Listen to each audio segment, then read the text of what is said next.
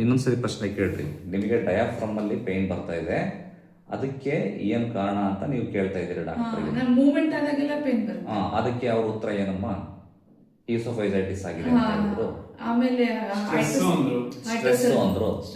Okay, ಆಮೇಲೆ ಹಯಾಟಸ್ hernia ಆಗಿದೆ ಅಂತ ಹೇಳಿದ್ರು. ಈಗ ಅದಕ್ಕೆ ಅದು ಎಂಡೋಸ್ಕೋಪಿ ಬಂದಿಲ್ಲ ಹಯಾಟಸ್ ಹರ್ನಿಯಾ. ಅಲ್ಲ, ಏನಾರ ಇರ್ಲಿ, ಡಾಕ್ಟರ್ ಹೇಳಿದ್ರು, ಹೌದಾ?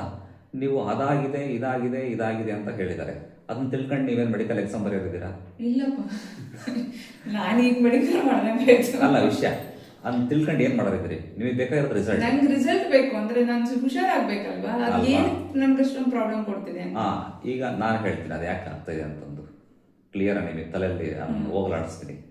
ನೋಡ್ರಿ, ನಾವು ತಿಂದ ಆಹಾರ ಹೊಟ್ಟೆನಲ್ಲಿ 3 ತಾಸೊಳಗಡೆ ಜೀರ್ಣ ಆಗಬೇಕು. ಓಕೆ, 3 ತಾಸೊಳಗಡೆ ಜೀರ್ಣ ಆಗಲಿಲ್ಲ ಅಂತಂದ್ರೆ ಪಾತ್ರೆನಲ್ಲಿ ಒಂದು ಪಾತ್ರೆ ತಗೊಳ್ರಿ. ಒಂದು ಹೊತ್ತಿಗೆ ಏನು ಊಟ ಮಾಡ್ತೀರಿ? ಮಧ್ಯಾಹ್ನ 2 ಚಪಾತಿ, 2 ಥರ ಪಲ್ಯ, ಉಪ್ಪಿನಕಾಯಿ, ಅನ್ನ ಸಾರು, ಒಂದಿಷ್ಟು ಮಜ್ಜಿಗೆ, ಇಷ್ಟು ಊಟ ಮಾಡ್ತೀರಾ? ಅಷ್ಟನ್ನು ಹಾಕಿ ಮುಚ್ಚಿಡ್ರಿ 3 ತಾಸು. 4 ತಾಸು ಆದ್ಮೇಲೆ ಏನಾಗುತ್ತೆ? ಕೊಳತದ್ರಲ್ಲಿ ಓವರ್ ಗ್ಯಾಸ್ ಉತ್ಪತ್ತಿ ಆಗುತ್ತೆ, ಹುಳಿ ಅಂಶ ಉತ್ಪತ್ತಿ ಆಗುತ್ತೆ. ಆ ಗ್ಯಾಸು ಹೊಟ್ಟೆನಲ್ಲಿ ಉತ್ಪತ್ತಿ ಆಗುತ್ತಮ್ಮ. ಹೊರಗೆ ಹೆಂಗೆ ಉತ್ಪತ್ತಿ ಆಗುತ್ತಾ ಹಂಗೆ ಆ ಉತ್ಪತ್ತಿ ಆಗಿರೋ ಗ್ಯಾಸು ಡೌನ್ವರ್ಡ್ ಹೋಗ್ಬೇಕು. ಡೌನ್ವರ್ಡ್ ನಿಮಗೆ ಹೋಗ್ತಾ ಇಲ್ಲ. ಯಾಕೆ? ಕರಳಲ್ಲಿ ಮಲ ಇದೆ, ಕಾನ್ಸ್ಟಿಪೇಷನ್ ಇದೆ, ಮೋಷನ್ ಕ್ಲಾರಿಟಿ ಇಲ್ಲ. ಹಂಗಿದ್ದಾಗ ಗ್ಯಾಸ್ ಹೊರಗೆ ಹೋಗೋಕ್ಕೆ ಪ್ರಯತ್ನ ಪಡುತ್ತೆ, ಅಲ್ಲಿ ಬ್ಲಾಕ್ ಆಗಿರುತ್ತೆ ವೇ, ವಾಪಸ್ ರಿಟರ್ನ್ ಬರುತ್ತೆ. ರಿಟರ್ನ್ ಬಂದಾಗ ಇಲ್ಲಿ ಡಯಾಫ್ರಮ್ ಇರ್ತದೆ. ಹೊಟ್ಟೆ ಫ್ಲೋಟ್ ಆದಮೇಲೆ ಅದು ಎಲ್ಲಿ ಪ್ರೆಷರ್ ಕ್ರಿಯೇಟ್ ಮಾಡಬೇಕು? ಮೇಲಕ್ಕೆ ಬರ್ತುತ್ತೆ. ಡಯಾಫ್ರಮ್ ಡಿಸ್ಕಂಫರ್ಟ್ ಆಗುತ್ತೆ. ಗೊತ್ತಾಯ್ತು? ಈ ಹಯಾಟಸ್ ಹರ್ನಿಯಾ ಅಂತ ಹೇಳಿರಲ್ಲ, ಹಯಾಟಸ್ ಇದೆಯಲ್ಲ, it is A wall, 1 way wall. ತಿಂದಿದ್ದು ಹಿಂಗೆ ಹೋಗ್ಬೇಕಷ್ಟೇ, ಉಲ್ಟಾ ಬರಬಾರ್ದು. 1 ವೇ ರೂಟ್ ಅದು. ಅದನ್ನ ಪ್ರೆಷರ್ ಕೊಡುತ್ತದಕ್ಕೆ. ಅದಕ್ಕೆ ಒತ್ತಿ ಒತ್ತಿ ಒತ್ತಿ ಒತ್ತಿ ಗ್ಯಾಸು ಅದು ಲೂಸ್ ಆಗುತ್ತೆ. ಲೂಸ್ ಆಗಿ ಗ್ಯಾಸ್ ಹಿಂಗೆ ಬರ್ಲಿಕ್ಕೆ ಪ್ರಯತ್ನ ಪಡುತ್ತೆ. ಆ ಹಯಾಟಸ್ ಹರ್ನಿಯಾ ವಾಲ್ವ್ ಇದೆಯಲ್ಲ, ಸ್ಪಿಂಟರ್ ವಾಲ್ವ್, ಅದು ಕೂಡ ಕೆಲವೊಂದು ಟೈಮ್ ಟೈಟ್ ಇರ್ತದೆ. ಆ ಟೈಟ್ ಇದ್ದಾಗ ಹೊಟ್ಟೆಯಲ್ಲಿರೋ ಗ್ಯಾಸು ಮೇಲೂ ಹೋಗಲ್ಲ, ಕೆಳಗೂ ಹೋಗಲ್ಲ. ಆ ಉತ್ಪತ್ತಿ ಆಗಿರೋದು ಎಲ್ಲಿ ಹೋಗ್ಬೇಕು? ಸ್ಟಾಕ್ ಆಗೋದಷ್ಟೇ ಅಲ್ಲ, ಸ್ಟಾಕ್ ಆಗೋದು ಹಿಂದಕ್ಕೆ ಪ್ರೆಷರ್ ಬಿಡುತ್ತೆ ಸ್ಪೈನಲ್ ಕಾಲಮ್ಗೆ. ಸ್ಪೈನಲ್ ಕಾಲಮಿಗೆ ಬಿಟ್ಟಾಗ ಅಲ್ಲಿ ನೋವು ಬರುತ್ತೆ. ಸೊಂಟ ಮುಂದಕ್ಕೂ ನೋವುತ್ತೆ, ಇಲ್ಲೂ ನೋವು ಬರುತ್ತೆ. ಗೊತ್ತಾಯ್ತಾ?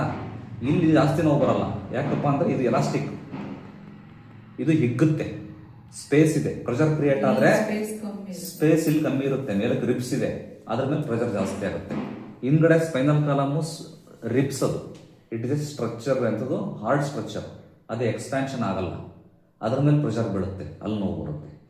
ಗೊತ್ತಾಯ್ತಲ್ಲ? ಈ ಪ್ರೆಷರನ್ನ, ಈ ಟೆನ್ಷನ್ ಅನ್ನ ಕಮ್ಮಿ ಮಾಡಬೇಕು. ಇದನ್ನು ಕಮ್ಮಿ ಮಾಡಿದರೆ ಮೇಲಕ್ಕೂ ಡಯಾಫ್ರಮು ನೋವು ಬರಲ್ಲ. ಇಲ್ಲಿ ಹೊಟ್ಟೆ ಎಪಿಗ್ಯಾಸ್ಟ್ರಿಕ್ ರೀಜನ್ ಅಂತ ಹೇಳ್ತೀವಿ, ಈ ಭಾಗದಲ್ಲೂ ನೋವು ಬರಲ್ಲ. ಆ ಹಯಾಟಸ್ ಹರ್ನಿಯಾ ಜಾಗದಲ್ಲಿ ಉಳಿದೇವು, ಉರಿ, ಸಂಕಟ ಆಗ್ತದೆ, ಅದೂ ಬರಲ್ಲ. ಹಿಂದಕ್ಕೆ ಸ್ಪೈನಲ್ ಕಾಲಮಿಗೂ ಪ್ರೆಷರ್ ಬರಲ್ಲ. ದಿಸ್ ಇಸ್ ಕಾಲ್ಡ್ ವಾತಾಹಾರ ಚಿಕಿತ್ಸೆ. ವಾಯು ಉತ್ಪತ್ತಿ ಆಗಬಾರದು ಹೊಟ್ಟೆನಲ್ಲಿ. ವಾಯು ಉತ್ಪತ್ತಿ ಆಗಬಾರ್ದು ಅಂದ್ರೆ ಏನಾಗಬೇಕು? 3 ತಾಸೊಳಗಡೆ ಜೀರ್ಣ ಆಗಿ ಕೆಳಗಡೆ ಬಂದ್ಬಿಡ್ಬೇಕು, ಹೊಟ್ಟೆಯಲ್ಲಿ ಇರಲೇಬಾರ್ದಲ್ಲ ಆಹಾರ. ನಿಮಗೇನು ಮಾಡಿದ್ರು ಇಷ್ಟು ದಿವಸ? ಗ್ಯಾಸ್ಟ್ರಿಕ್ಕು ಅಂದ್ಕೊಂಡು ಆಂಟಾಸಿಡ್ಸ್ ಕೊಟ್ಟರು. ಹೊಟ್ಟೆನಲ್ಲಿ ಆಸಿಡ್ ಇದೆ. ಆ ಆಸಿಡ್ ಇರೋದು ಎದಕ್ಕೆ?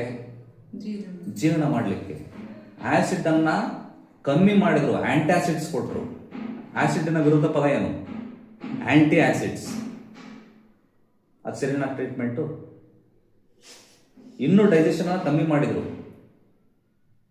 ಆಸಿಡ್ ಡೈಜೆಷನ್ಗೆ ಕಾರಣ. ಆ ಆಸಿಡ್ ಅನ್ನ ಆಂಟಿ ಆಸಿಡ್ಸ್ ಕೊಟ್ಬಿಟ್ಟು ಇನ್ನೂ ಡೈಜೆಷನ್ ಕೆಪಾಸಿಟಿ ಕಮ್ಮಿ ಮಾಡಿದ್ರು. ಇನ್ನೂ ಕಮ್ಮಿ ಆದ್ಮೇಲೆ 4 ತಾಸಿಗಾಗ ಜೀರ್ಣ ಆಗ ಅಂತದ್ದು ಇನ್ನೂ 5 ತಾಸು ಹಿಡಿತು. ಇನ್ನೂ ಕೊಳೆಯೋದು ಜಾಸ್ತಿ ಆಯ್ತು, ಇನ್ನೂ ಗ್ಯಾಸ್ ಜಾಸ್ತಿ ಆಯ್ತು. Is this the right way of treatment?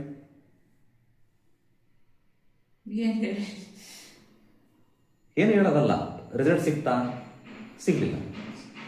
ಯಾಕೆಂದ್ರೆ ಡೈಜೆಷನ್ ಇನ್ನೂ ಡಿಲೇ ಆಯ್ತು, ಇನ್ನೂ ಗ್ಯಾಸ್ ಜಾಸ್ತಿ ಉತ್ಪತ್ತಿ ಆಯ್ತು. ಸೊ ನಾವು ಡೈಜೆಷನ್ ಇಂಪ್ರೂವ್ ಮಾಡಬೇಕು. 3 ತಾಸೊಳಗಡೆ ಡೈಜೆಷನ್ ಆಗಿ ಮೋಷನ್ ಕ್ಲಿಯರ್ ಮಾಡ್ಬೇಕು. ಇಂಟೆಸ್ಟೈನ್ ಕ್ಲಿಯರ್ ಇತ್ತು ಅಂದರೆ ಅಲ್ಪ ಸ್ವಲ್ಪ ಉತ್ಪತ್ತಿ ಆಗಿರೋದು ಹೊಟ್ಟೆಲಿ ಗ್ಯಾಸ್ ಕೆಳಗಡೆ ಹೋಗ್ಬಿಡ್ತದೆ. ಈ ಎಲ್ಲ ಡಿಸ್ಕಂಫರ್ಟ್ಸ್ ತಪ್ಪು. Got it?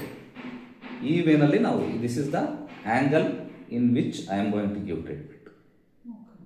ಹಿಂಗೆ ಕೊಟ್ಟಾಗ ಅದು ರಿಸಲ್ಟ್. ಇದು ಔಟ್ ಆಫ್ ಬಾಕ್ಸ್ ಥಿಂಕಿಂಗ್ ಅಂತ ಹೇಳ್ತಾರೆ. ನಾವು ಬುಕ್ಕಲ್ಲಿ ಕಲ್ತಿರೋದೇ ಒಂಥರ.